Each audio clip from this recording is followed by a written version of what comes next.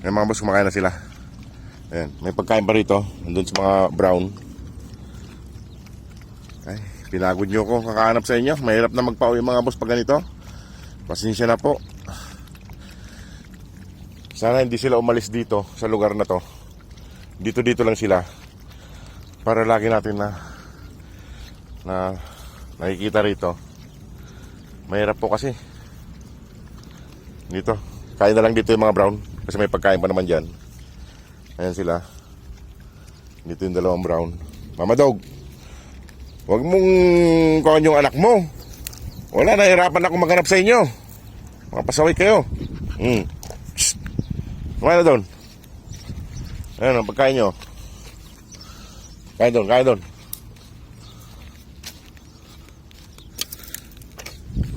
Ayan. Ayan sila mga boss. Wala, linalayas na ni Mama Dog. Hindi ko makita sila eh. Kung saan sila pupunta. Kung saan sila pupunta eh. Ayan doon.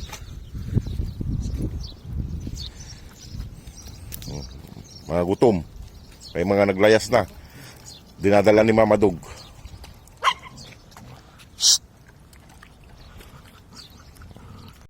Ay mga boss. Nagagalit yung isa doon sa maliit. Ha? Nagagalit ka. Dito ko nadalhin yung pagkain para hindi kayo magalit. Dito na lang kayo kumain lahat. Ayan o. Dahil pagkain dito. Ayan, mga boss, pagkain nila.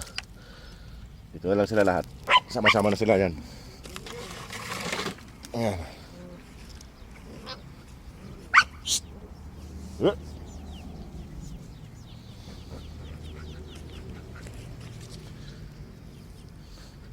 Kung hindi na po sila alis dito mga boss, ay itutuloy po natin ang pagpapauwi sa lugar na to. Pag hindi sila umalis dito sa lugar na to. Kaso pag umalis po sila, tayo po ay mahirapan. Mahirapan po tayo sa pagpapauwi sa kanila. Lalo't malayo na yung ginagalaan nila. Itong mga to. Mama Dog, ikaw wag mong dadalhin sa malayo yung anak mo ha. Dito lang kayo. Paano natin mapapauwi yung mga anak mo? Ay. Kayo wag kayong maggala. Kala nyo naman di kayo binibigyan ng pagkain dito. Umagat hapon may pagkain kayo. May merienda pa kayong tinapay.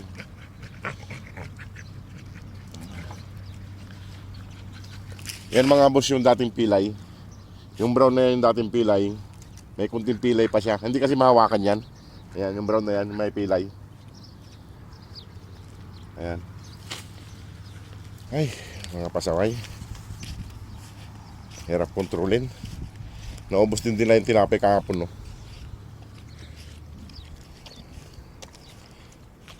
So mga boss, kung hindi pa sila umalis mga boss dito sa lugar na to ay itutuloy po natin ang pagpapauwi sa kanila.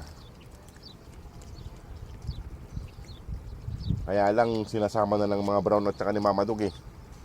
Naggagala na sila eh. Mahirap po kasi magpauwi pag wala sila sa isang lugar. Yung hanapin pa natin kung saan sila. Hindi natin sila mapapauwi pag ganon. Kaya mahirapan po tayo kasi. Mahirapan po tayo. Lalo't din natin sila nababantayan. Malayo po sa amin.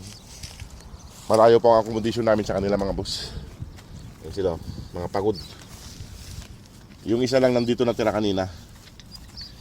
Ano? Mga layas kayo? Ha?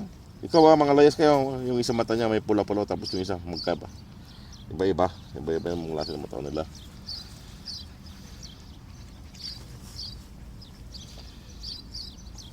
Na sinasama na ni Mama Dog.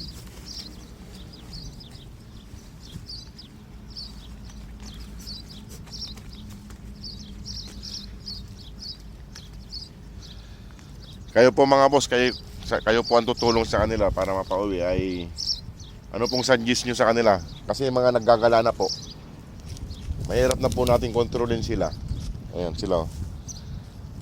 Kung ano pong nasa loob nyo, kung ano pong gusto nyong mangyari sa kanila para mapabuti sila. Kung ganito. Kasi mga naggagala na po mga boss. Kasi mahirapan po tayong maghagilap sa kanila kung araw ng uwian. Nasa sa inyo po kung itutuloy po natin ang pagpa-fundraising para sa kanila, paglilikom ng kailangan nila sa pagpapauwi, ay i-comment nyo lang po kung anong gusto nyo. Para po alam ko kung anong gagawin ko. Kasi mga sinasama na ng mga brownout ni Mama Dog, malayo na po ang pinupuntahan nila.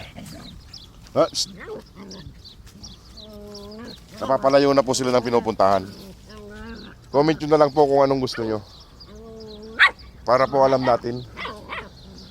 Kasi lumalayas na sila sa lugar na to. Lumalaki na kasi. Dinadala doon sa kabila. Sa kabila pa po. Ayan.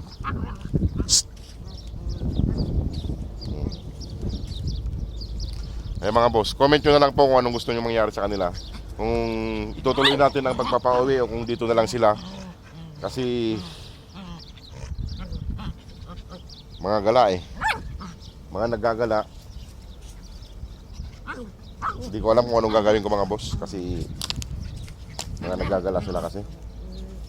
Kaya hirap din ako magdesisyon kung anong gagawin ko. Kung dito lang sana sila wala, sinasanay ni Mama Dog maggala. Ikaw Mama Dog ha, kasaway kang minuminuto. Ayan mga boss o sige mga boss, mag-comment na lang kayo kung anong gagawin natin sa kanila. Kasi naggagala na sila, napapalayo na sila ng gala. Siguro mga 2 linggo na lang tong mga to. Wala na, hindi na natin makita rito. Maghahagilap na tayo kung saan sila. Ayan. O sige mga boss, maraming salamat. Salamat po sa lahat ng pumapasok na bagong followers. God bless po.